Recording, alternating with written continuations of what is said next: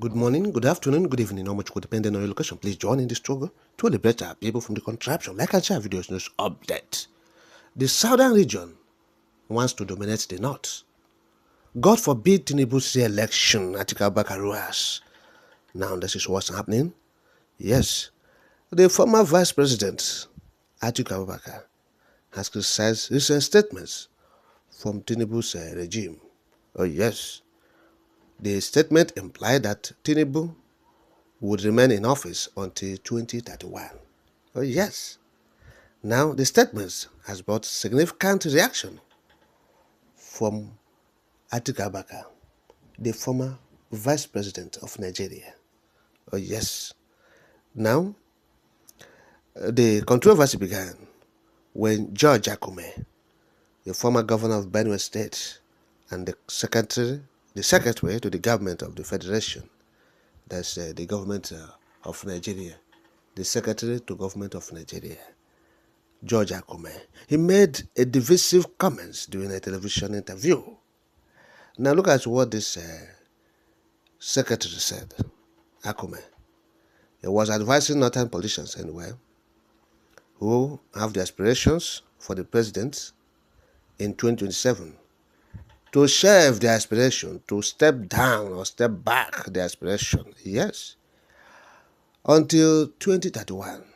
Said, wait, if you're a Northern politician and you are aspiring to vie for the office of the president of Nigeria, wait, halt that move. Wait until 2031.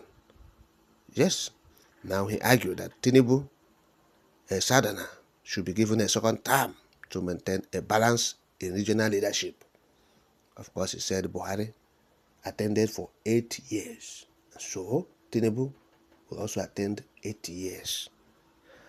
Now, reacting to it sharply, the former vice president, Atiku Abubakar, stated in clear terms that the position of the secretary to the Nigerian government is quite unfortunate and dissatisfactory.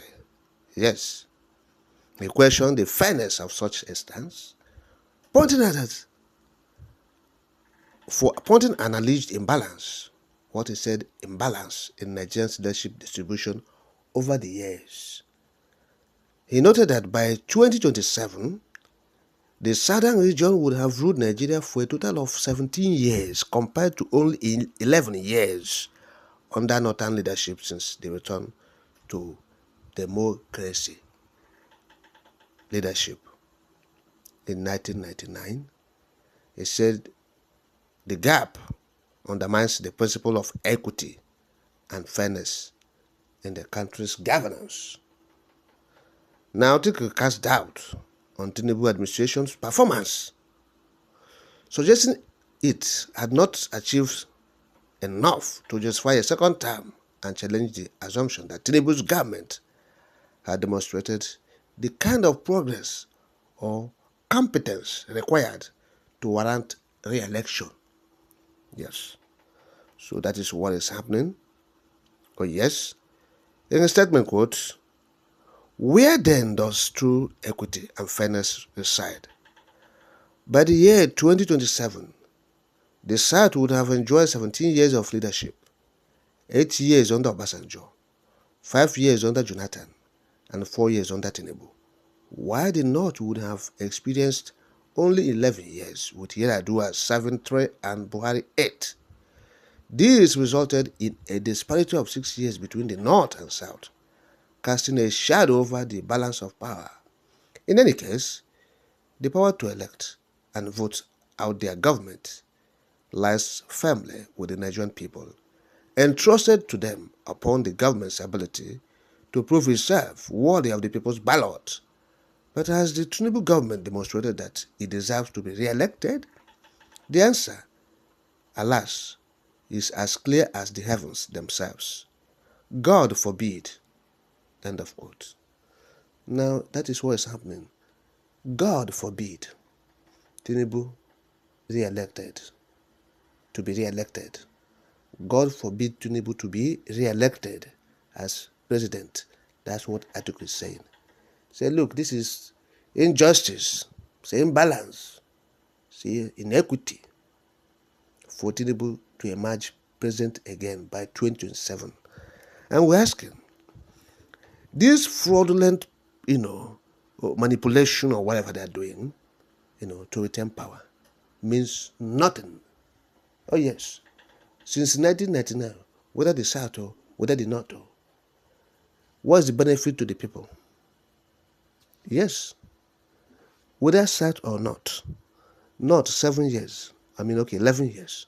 South, they said 17 years, from articles calculations. Now, what are the benefits to the people, to the masses? Let the masses tell themselves the truth. Nothing. Even those in the North. The Southerner, they said 17 years. What is there to show for it? As a Southerner, what have you benefited? Nothing. As a Northerner, 11 years. What have you benefited? Nothing. So it shows that this is fraud. Fraudulent entity. Politicians are deceiving people. They're deceiving the gullible. The best bet for this contraption is to call a spade by its name. Let people go their separate ways. Simple. This is fraud. You said not 11 years. Southerners 17 years. What are the gains? What are the gains? What can they point at? Look, this is what we have achieved in these 17 years we have ruled. Okay? And those who are jostling for another term or for their own term to balance the equation. You said you have gone for 11 years since 1999. What are the benefits accruing to your own people, your region, if not poverty? If not poverty. Yes, diseases, lack, insecurity, killings, and what have you there. So that is it. And if you come to the southern region, okay, what about the southeast? The Igbo, the country that was, premised on a tripod of the Hausa, Igbo, and the Yoruba. So the Hausa Fulani, they are all there. They have been going. The Yorubas, they have been going. What about the Igbo? Since you're asking for fairness and equity. So what about the Igbo? Where's the fairness? Where's the equity? So there is nothing like fairness and equity in the contraption. People should stop talking about this nonsense. It's nonsensical nonsense. Equity, fairness. There's nothing like that.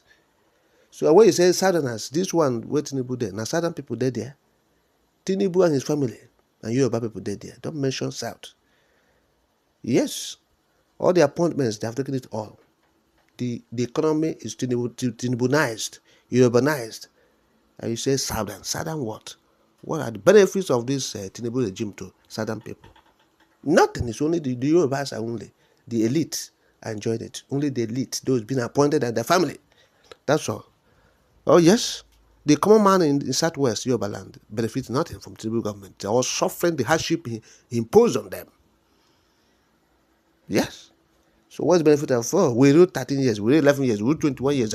So it's nonsense. Call a spade by its name. Let's go. Let's just let people go their separate ways. So people supposed to agitate for the country to go their separate ways. That is it. It's no issue of, you criticize Biafrans for agitating. You in the Southwest, you in the Northern region, what are your benefits? So it shows that this is fraud. The entity is fraud. Nothing good can come out of it. Nothing. If you wait for Godot. You wait for Godot. Nothing will come out of it, nothing good. You will still be here after you wasted your life. Yes, in the contraption. Your children will waste their own lives. Yes, your grandchildren, the same thing. They waste their lives. Oh, yes.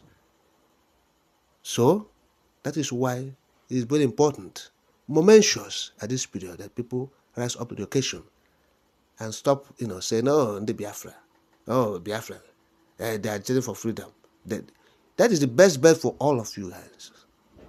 This one now, all Nigeria must rise up to ask for their freedom. These things I say, politicians are deceiving themselves. Those people who want them to deceive them, they will not deceive them.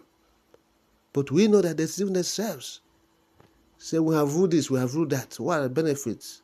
What can people point and say, look, yes, we have enjoyed it, if not from fire pan to fire? From fire pan to fire since 1999. No, they get better. Now worse. Worse. So don't come and tell us, we have ruled for this. Those things, nonsense statements. Both the one who said they want to re-election. Re-elect what? What are you re-electing? You have imposed punishment, hardship, poverty, insecurity upon the people. Just barely 1 year in office.